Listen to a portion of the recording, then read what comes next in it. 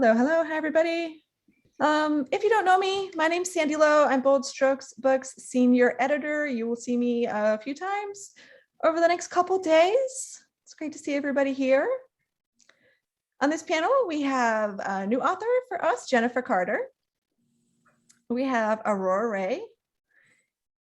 We have David Pederson. And we have Meredith Doench. Hi, guys. Hello. Hey. All right, do you have your dialogue scenes ready? All right, cool. So we're going to start with an opening question. And that is, what kind of dialogue scenes do you like to write the most? So the serious conversation, the witty banter, maybe the dialogue in the sex scene, who knows? Is there a kind of conversation that you like, that you kind of save and you're waiting for it to happen, and the one that you find the easiest to write, you like to write? David, how about you? Oh, I'm definitely witty banter. My favorite thing to do is watch old 1930s and 40s movies, and if you ever watch those, the dialogue is so sharp between the characters, back and forth and overlapping. That's really what I enjoy, and partly what inspires me when I write my dialogue. So definitely witty banter is my favorite kind of thing to write. I enjoy creating characters that have interesting and sometimes uncouth things to say. Things that I probably wouldn't say, but they could certainly get away with it more than I can. Yeah, I do like that aspect of writing. We have a lot of authors who say like, oh, if only I could be as witty in real life. You know, if only like I thought of the zinger at the time. But when you're the author, you can go back and add it in, or maybe have your character say something that you wouldn't normally say. Kind of being God and having that power works really well in fiction. So totally get that. Meredith, how about you? What kind of scene do you like to write? Oh, I am definitely not the witty writer at all, or the witty banter, but I really love doing questioning scenes. So I usually write a lot about detectives or people who work in law enforcement.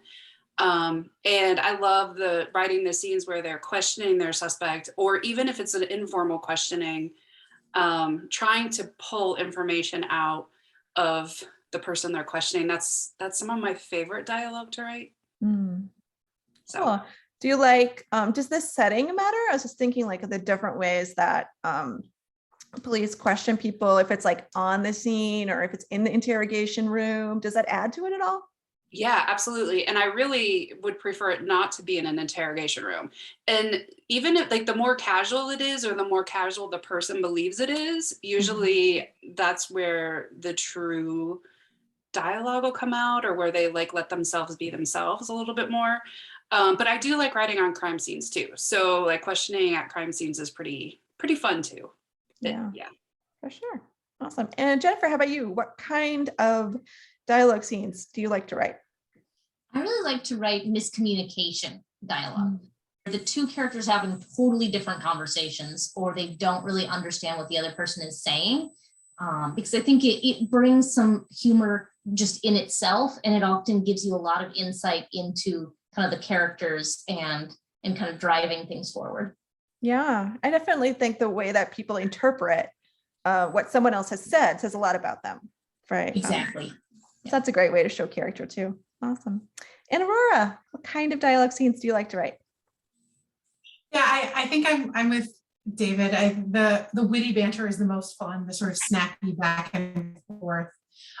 It just like it sparkles, and it's like I feel like I could be that clever if I could talk out loud with like a 30-second delay. Like I just don't move quite as fast. So getting to write it actually allows me to be clever. But I'm developing a soft spot for the kind of emotional processing when characters kind of like figure out like what their sort of baggage is, and they sort of own their mistakes and like why they've behaved badly. That sort of growth moment is also super satisfying. Yeah, for sure. It's kind of the payoff of all like angst of the novel, and then you're like, finally, you get it.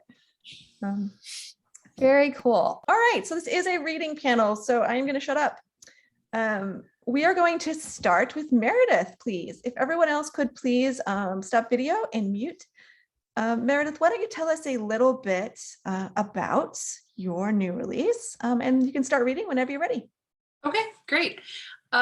So my new book is called Whereabouts Unknown, and it follows homicide detective Theodora Madsen of the Dayton Police Department. She's in the prime of her life with a woman and a job that she loves and a baby on the way, but she can't let go of a missing teen case that's growing colder by the minute. So this reading is going to begin with Theo and a rookie detective named Cody Michaels on a routine follow-up to verify the whereabouts of the suspect, Henry Nera. They arrive at his workplace and things quickly devolve into an event where Theo could lose everything she's worked so hard for. So this is from chapter 2. Gunfire exploded with a deafening roar inside the small office space. Theo pulled her own trigger as a bullet nicked her bicep. The shot knocked off her aim, causing the bullet to miss her target, Henry Nera's shoulder. Theo recovered and returned fire, but it felt like she was watching it all frame by frame in a slow motion film. She caught Cody out of the corner of her eye, the rookie along with her for the experience, fumbling with his own weapon. Theo aimed for Nera's chest, pulled the trigger, then launched herself towards Cody, knocking him to the ground. Silence filled the large office, save for the deafening ring in the air. The smell of gunpowder bit her nostrils and burnt her lungs. Theo rolled over, her body screaming with pain, and caught sight of Henry Nera. He was down with a gaping hole in his chest. Cody! Theo tried to stand up to make her way over to him when a white-hot pain exploded in her lower right side. She covered her hip with her hands. Blood seeped between her fingers. Crumpling into the fetal position, she used the ground to put pressure against her wound. Madsen, can you hear me?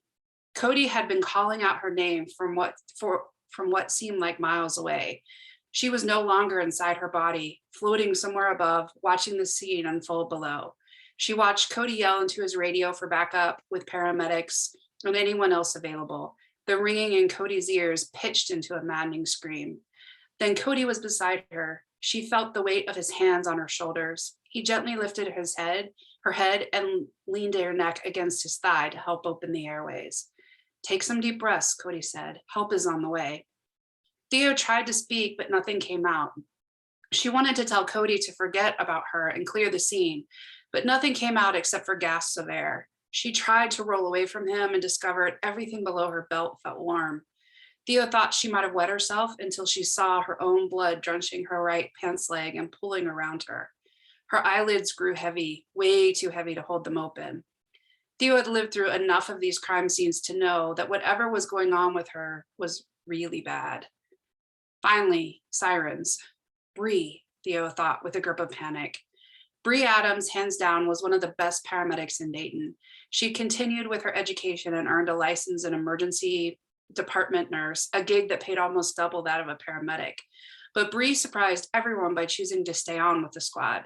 So many burned out on the emergency squad schedule, the late night runs, the high adrenaline, the drama of it all. But Bree was the opposite. She seemed to thrive on it. Bree was also Theo's lover and pregnant with their first baby. The upcoming birth had Theo simultaneously bursting with joy and full of terror. Bree can't see me like this, Theo thought. She'd read all about heightened emotions during pregnancy, fear that held the potential to hijack a mother's hormones and could wash the baby in panic. Theo's stomach turned with the image of her child experiencing anything other than the soothing sound of Bree's lullabies. Soon, the clamor of work boots, metal equipment, and a rolling gurney entered. A paramedic knelt by Theo's side while someone else helped Cody to his feet and escorted him from the room. Medics worked fast at Theo's side. Tubes slid up her nose with a sudden blast of oxygen, and she felt the cold pressure of a needle in the bend of her arm. In seconds, an IV bag dripped fluid. Theo finally released the bloody grip on her hip as a medic took over. Closing her eyes, she tried to listen as the paramedics directed each other to triage her wound. It felt like the medics were in an entirely different realm from herself. Then suddenly, warm hands. They cradled the side of Theo's head as the others worked to secure her to the backboard. Theo, can you hear me? We're transferring you now to the gurney. Theo tried to nod and open her eyes, but she was so tired. You're going to be okay. Keep those deep breaths going. Theo leaned into the touch against her face. She knew that voice. Medics lifted her onto the gurney, secured her, and readied her for transport. All the while, warden hands cradled Theo's head. "I've got you, Theo," she said. Theo's eyelids tried to respond, cracking open to the chaos, her heartbeat blasting inside her ears as the gurney began to roll. "I'm right here with you, love." Theo's eyes finally opened, her vision slowly focusing on Bree's tear-filled eyes, hazel flecked with starbursts of gold, staring right back at her. And that's it. Thank you. What? But what happens? Is she gonna be okay? You got to read to find out. Oh my gosh, authors do this to me all the time. It's like my heart is racing. Who knows what's going to happen? It's just, it's called whereabouts unknown though. So I feel like that may or may not have been expected. Awesome. Thank you so much. And that is going to segue really well into one of the questions that I have later about the connection between internal monologue and dialogue. Okay. So thank you for Thank demonstrating that so perfectly for later. Awesome. Great reading. Since he is here and ready and waiting for us, next up, we have David Pederson. Hello, hello. Hello. Why don't you tell us a little bit about Murder on Mont Vista? Hopefully I said that right. Did I say that right? Absolutely. Yeah. Good enough? Yeah, and you can start reading whenever you're ready. And Meredith and I will disappear. All right. Murder on Monte Vista introduces private detective Mason Adler and his friends, Lydia Detling, who works at JCPenney's, and Walter Wingate, who is a not-so-successful interior decorator. The book is set in Phoenix, Arizona in 1946, and it's about a murder, of course. It would be a pretty silly title otherwise. It takes place at Walter's home on Monte Vista, which is the name of a street here, and it happens to be the night of Mason's 50th birthday party. And in the scene I'm going to read, Mason and Walter are in Mason's apartment, and Walter is at last divulging to him the present he got from Mason for his birthday. So let's drop into Mason's apartment and listen in, shall we? "Just tell me what you got me, Walter. You know you want to, and I know you want to." "Well, all right. It really is quite delicious, and I truly am absolutely bursting trying to keep it all in. And now that you know about the party, I suppose there is no point in keeping your gift a secret. No point at all, so out with it." "Well, all right. To be honest, it's actually from Patrick, too. It was his idea, but I'm paying for it since he's broke, of course. Oh, and Adrian helped a little, too, with the planning once he overheard Patrick and I talking, though he really didn't think it's a good idea. Now I really want to know." "First a refill," Walter said, holding up his empty glass and shaking it back and forth, the toothpick rattling against the sides. "Rather early in the day for seconds, isn't it?" "I'm on London time, darling." "Since when?" "Since I decided I wanted another drink." "All right, I'll be right back." "You're not going to have another?" "No, one's enough for now, but I'll put my empty glass in the sink." "Fine, now hurry up with my drink. Be a good boy." Woof. Mason shook his head and turned once more toward the kitchen, returning shortly with Walter's martini. "Here you go, but make it last. I'm almost out of gin, and that's the end of the olives." "Oh, tut. And the glass isn't even chilled this time." "Well, I didn't know you were going to have seconds." "It's all right. I'll make do and suffer through. Cheers." Cheers. Walter downed a good portion of the alcohol and licked his lips. "God, I could use a cigarette." "Sorry, but you know I don't smoke. Maybe I can pick up a pack and keep it in the icebox just for you." "Oh, I'd appreciate that. It's what good hosts do, you know." "Right. So now, about my birthday present?" "Yes, about that. You may want to close your windows." "Oh, good Lord. It's too hot to close the windows. Just keep your voice down if it's something sordid. And now you've got me really curious and somewhat afraid, I must admit." "Oh, don't be afraid. It's something marvelous. But don't blame me if Mrs. Gilroy next door overhears and has a heart attack. You know Henry Bowtrickle. Who? Henry Bowtrickle, from the cafe, the restaurant, the greasy spoon we had lunch at yesterday, Durango's. You know Henry. You don't mean the waiter, the one Patrick went out with briefly? Of course I mean Walter, the mate, of course I mean the waiter, the one you were lusting after. I didn't lust after him, I just admired his youthful good looks. And his nice behind. Well, it is rather round and firm, but what of it? And what of him? What's he got to do with my birthday present? Oh, darling, he is your birthday present. We got to a night with him, Patrick, Adrian, and I. But mostly me. You're joking. I'm not. And now who's being loud? Don't forget what big ears Mrs. Gilroy has. Mason walked hurriedly over and closed each of the windows with a thunk, the glass rattling in the frames. That done, he came over to Walter and stared at him, still open-mouthed. What do you mean you got me a night with him exactly? Exactly what you think I mean, darling. You know as well as I do how hard that is for money most of the time. So are you, but how would I know that about him? I barely said 3 words to him and vice versa. Well, take my word for it. He's broke and living with 3 other men in a cheap apartment building. He has a few, shall we say, clients he sees on the side for cash. Not surprising, I suppose, Walter. A struggling actor and a dancer working as a waiter in a greasy diner. I can't imagine he makes much at that place. Be that as it may, I was able to convince him to have sex with you for your birthday. You had to convince him? Gee, thanks, you shouldn't have. I'm truly touched. Well, you could be a little more appreciative. Cost me $5, you know, cash, half in advance. He's too young for me, Walter. I'm not asking you to marry him, just sleep with him for a night. Actually, I didn't pay for the whole night, just an hour in my bedroom at your birthday party. Oh, good Lord. That sounds so sordid and seedy. I don't think I like it. Oh, you will like it, trust me.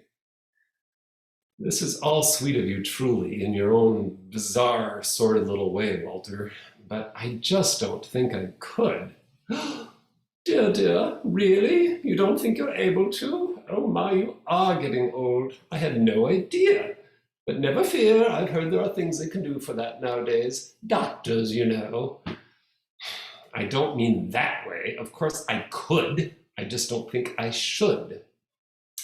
Don't frown or scowl. You already have more lines on your forehead than one of Shakespeare's plays. And why not, for heaven's sake? You haven't been with a man, as far as I know, since Roger Sinclair left you, and that's been nearly 2 years. And what happens after this sordid business is over?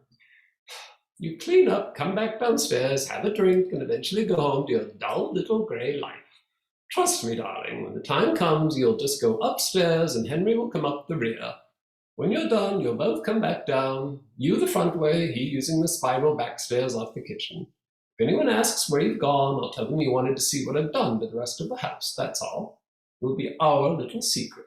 The 4 of us. Well, 5 if you count Henry. I won't even tell Thelma and Mary. So who's Thelma and Mary? And did Mason go through with it and meet Henry Bowtrickle upstairs? And if he did, what happened? You'll just have to read the novel to find out the answer to those questions and more. Oh my God, with the cliffhangers. Seriously. We're going to have a reading panel on, let's torture everyone with cliffhangers.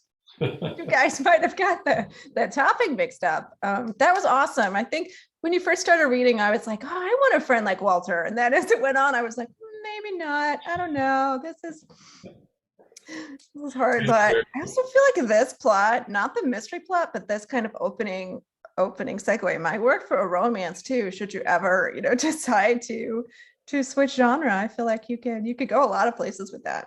Absolutely. Yeah, Walter's a character. For sure. All righty. Next up, we have Jennifer Karter.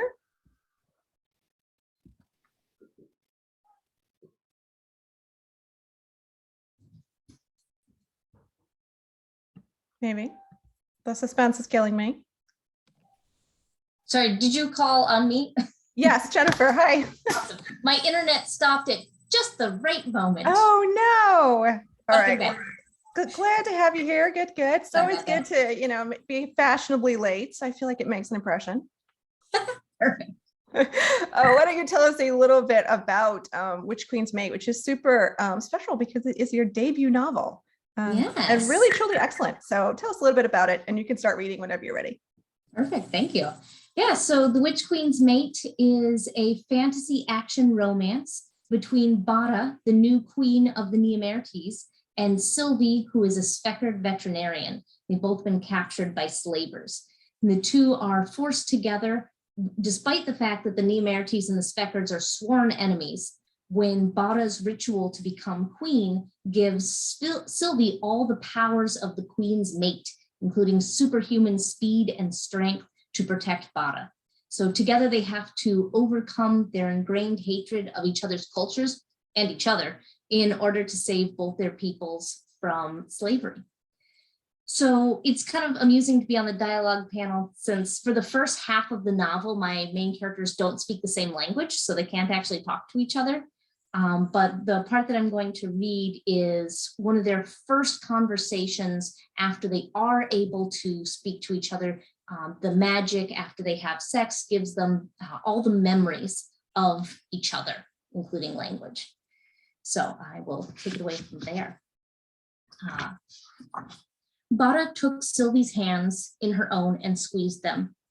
I've been wanting to talk to you for a while. I'm glad we can now.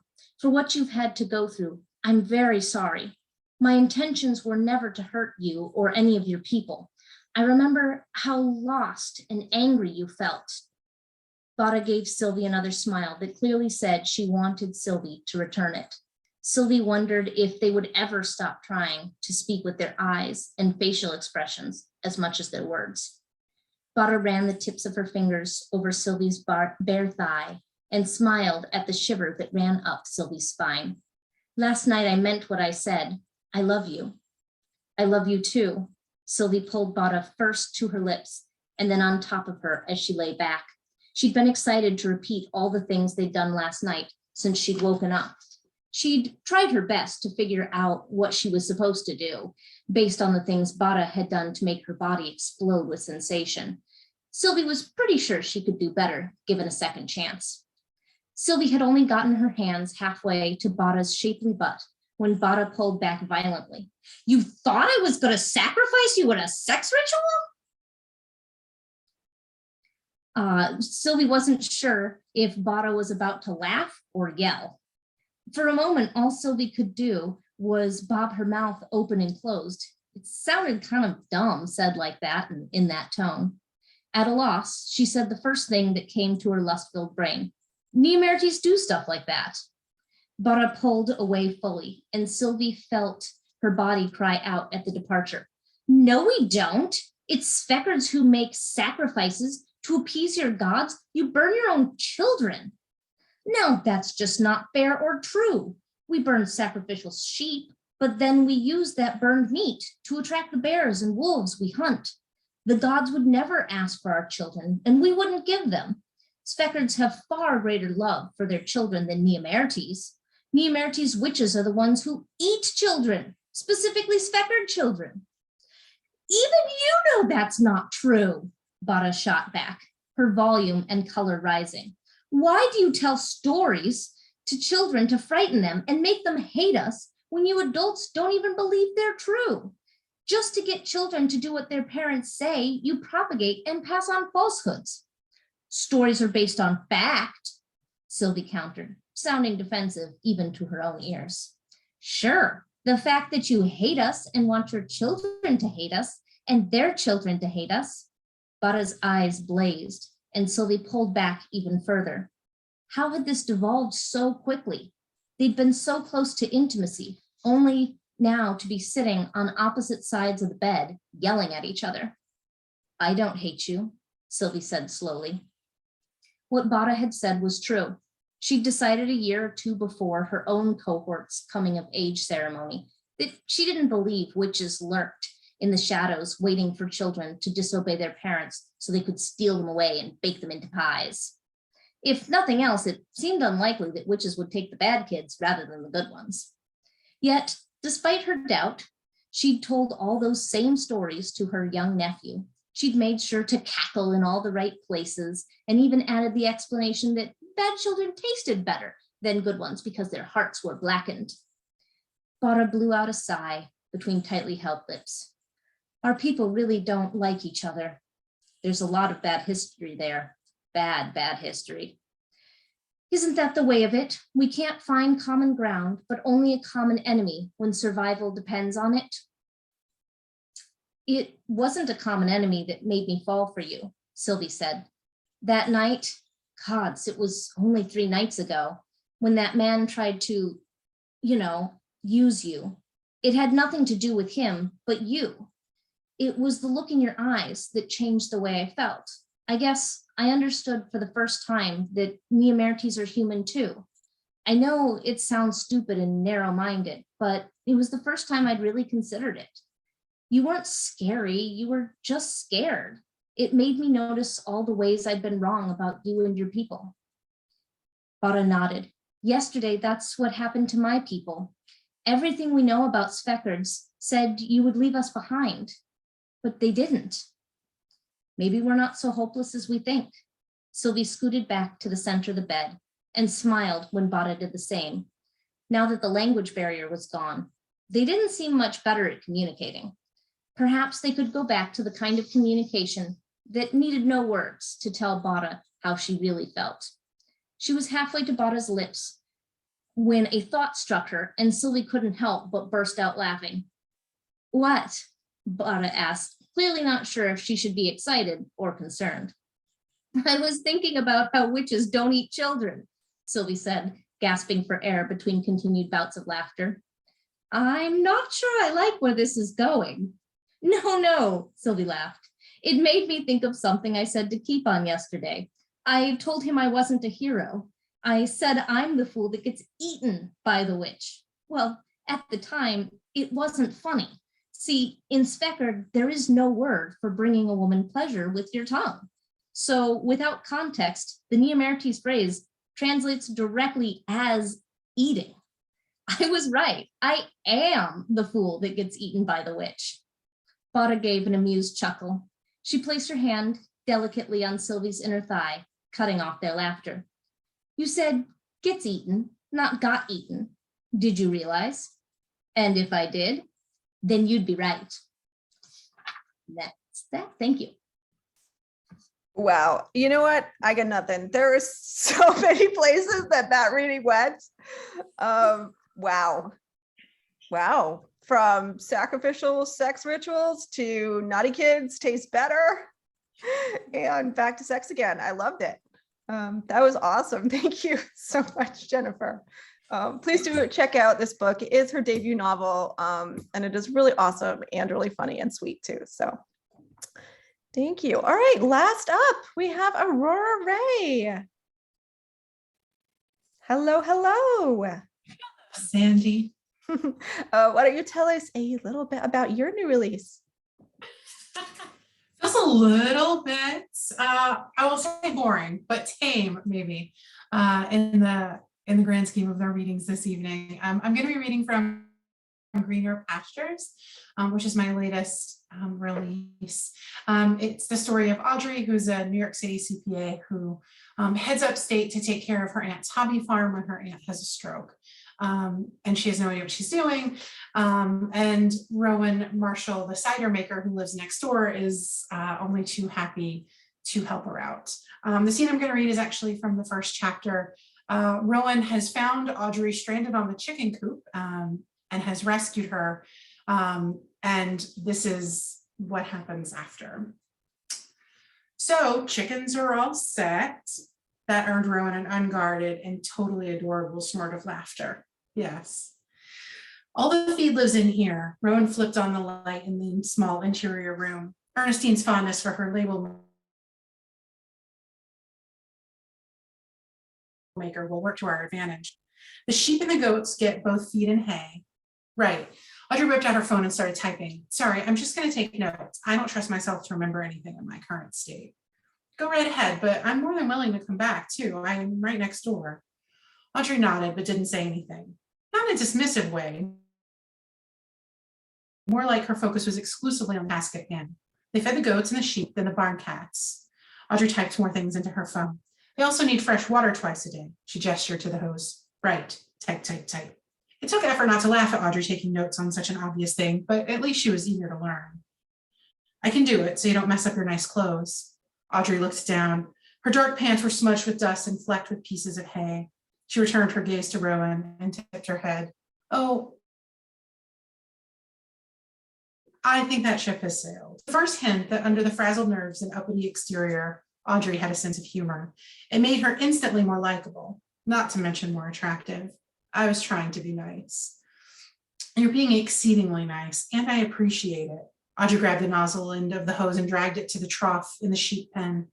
She squeezed the trigger, and of course, nothing happened. She frowned. You have to turn on first? Audrey cringed. Right.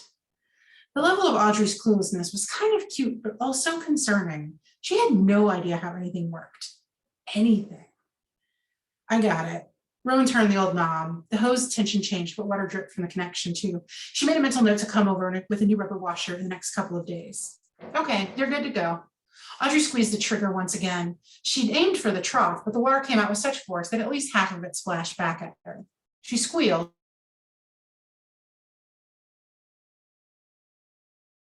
Sending both screams, she said, clearly to them. Rowan couldn't suppress the laugh this time. Here, let me see. Audrey handed over the hose like it had attacked her of its own volition. Be my guest. She clicked the setting wheel a few notches and pointed out the spray options to Audrey. That should do it. Audrey nodded and tried again, more cautiously than before. When the water came out at a reasonable rate, her shoulders relaxed. Phew, okay. They managed to water the garden without incident, and by the time they were done, she couldn't decide whether she felt sorry for Audrey or wanted to ask her out. Audrey pulled out her list and scanned it. That's everything I came up with. As if on cue, Ernestine's old beagle mix came loping around the side of the house. What about Matilda? Audrey regarded the dog with affection. Fed her first thing. That I know how to do. Matilda let out a howl, though it was hard to tell whether in agreement or protest. What else can I do? Audrey looked around. I think that's it, at least for now. I'm going to try to get a nap in before visiting hours and doing it all again. The thought of this frazzled woman on the road, even after a nap, seemed like a less than stellar idea. If Rowan remembered correctly that Audrey lived in New York City, it meant she'd already spent more time driving than sleeping in the last 24 hours. Could I go with you? Offer to do the driving? Audrey's eyes narrowed. Are you trying to be nice or hoping to visit Ernestine? She might tease Ernestine about being in it for the baked goods, but the truth of the matter was that Ernestine had become one of her closest friends. Family, almost, even if her own family lived close by. If Ernestine was in the hospital, she absolutely wanted to visit. She offered her most winning smile. Yes. She thought maybe Audrey would dismiss her or at least put up a token protest, but instead her features softened, making those brown eyes and already pretty face even more beautiful. That sounds really nice. Then it settled. Audrey's smile was almost shy this time. I'm glad you stopped by when you did. Me too. Reminded me of why I stopped by in the first place. She angled her head. I promised Ernestine I'd unload some heavy bags. You did? Audrey sounded more charmed than surprised, which Rowan appreciated. Rowan headed to the back of Ernestine's car and popped the hatch. I trade heavy lifting for baked goods, and I'm not ashamed to admit it. Thank you. Awesome. I love that. I feel like that's a really good way to get your characters together. Like, oh, you've driven so far. You must be tired. I'm really just gonna have to come with you so that we can spend a lot more time together. Really tricky what you did there, and made her, quite chivalrous and heroic at the same time. So double duty there. Awesome. But just sheep, no sex with them. Yeah. Sounds like there's some great animals in this one too. So I'm excited. Yeah, they're definitely characters as much as the humans.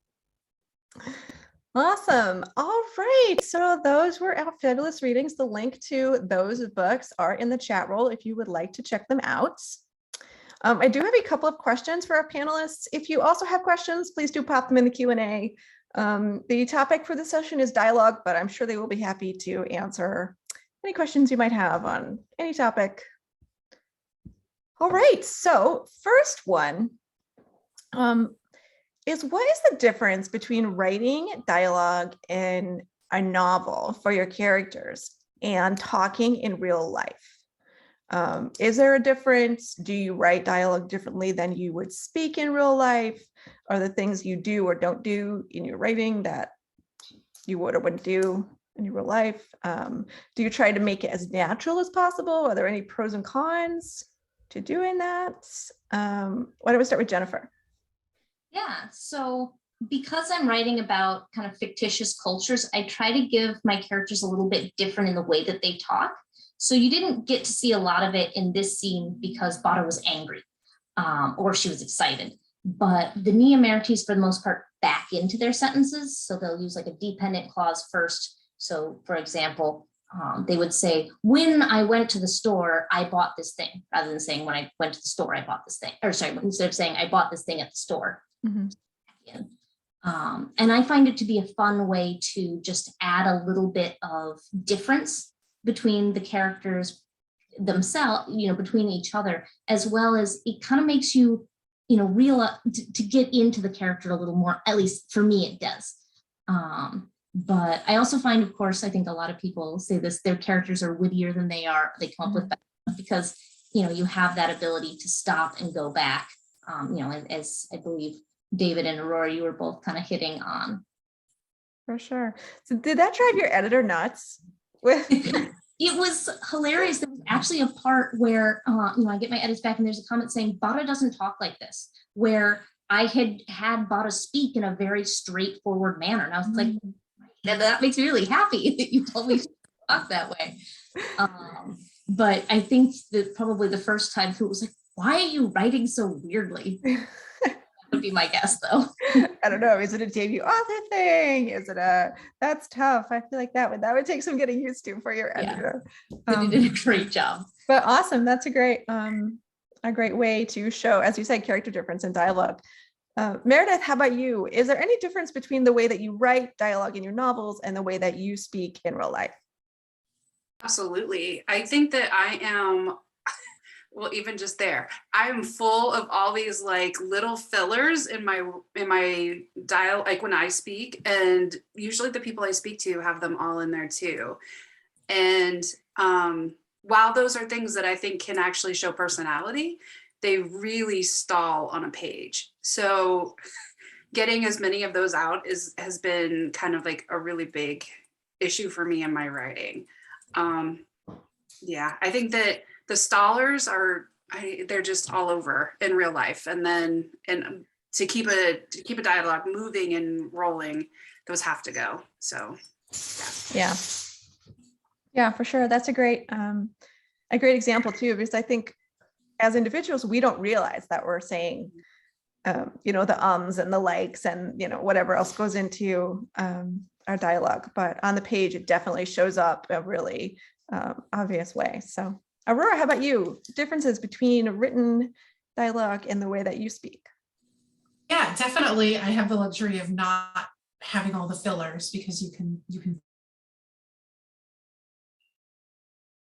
think as you're writing.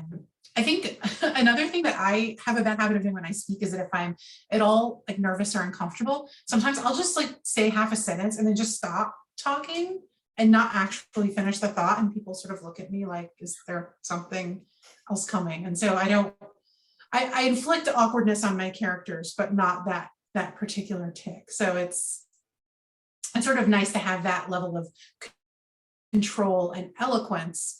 I'm much more clever writing than I am out loud. So it's kind of fun to do that.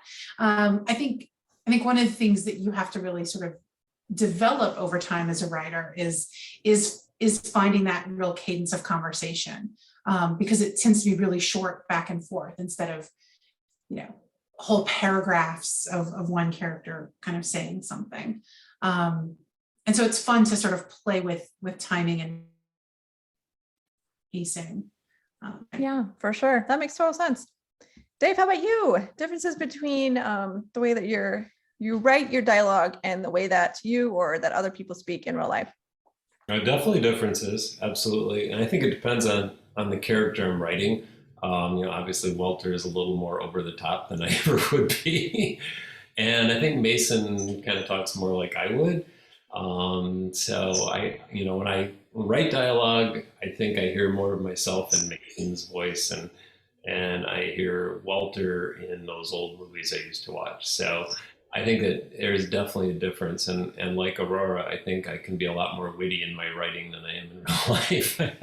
I try to be witty, and it sometimes just comes off like, oh, what did I say? So yeah, Sure. it's better on the written page. We have such great voices when you read too. Do you hear them in your head? Like, do you hear those voices, or do they just come out when you read it? Oh, I definitely hear the voices. Yeah, I mean, I really do have voices in my head. So I hear voices in my head. How about everyone else? Do you hear the voice of your character? Like, do they speak in your head, or yeah? Yeah. No. Yes. No. No. Or yeah, I'm with you, Aurora. I don't hear characters either. Even when I read, I kind of just repeat it back, like in my own voice. Interesting how different authors see their characters. And I think a challenge with that is that, oh, sorry. No, go ahead. Oh no, I just think it's really funny because I've had my editor come back a couple times and say that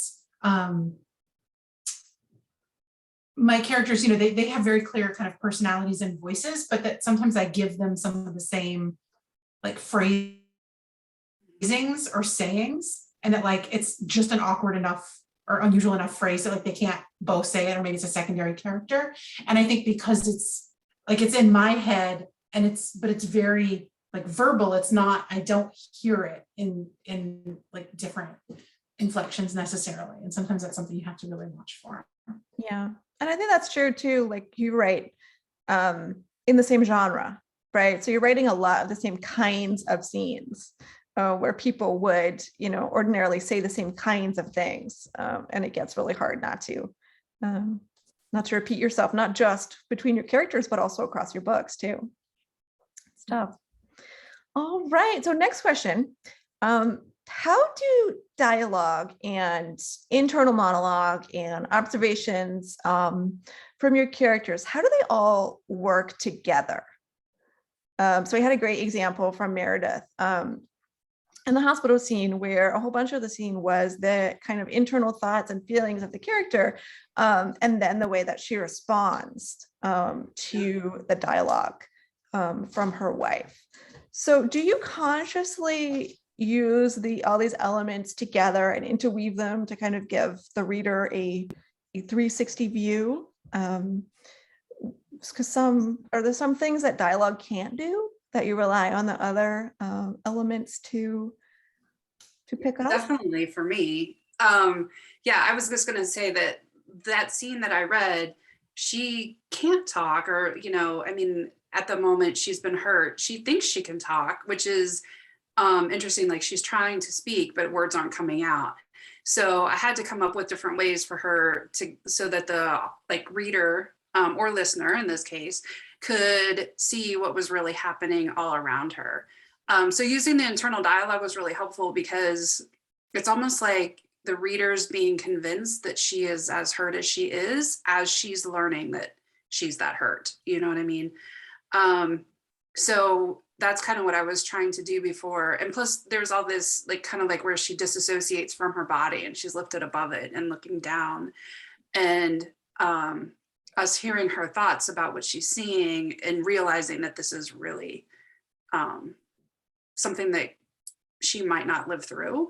That thought occurs a couple of times. And so I think that was kind of what I was thinking about with that.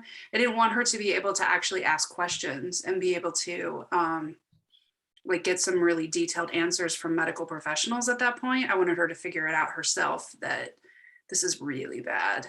This might not go the way, I might not make it out of this, Yeah. So that's what I was playing with that. Yeah.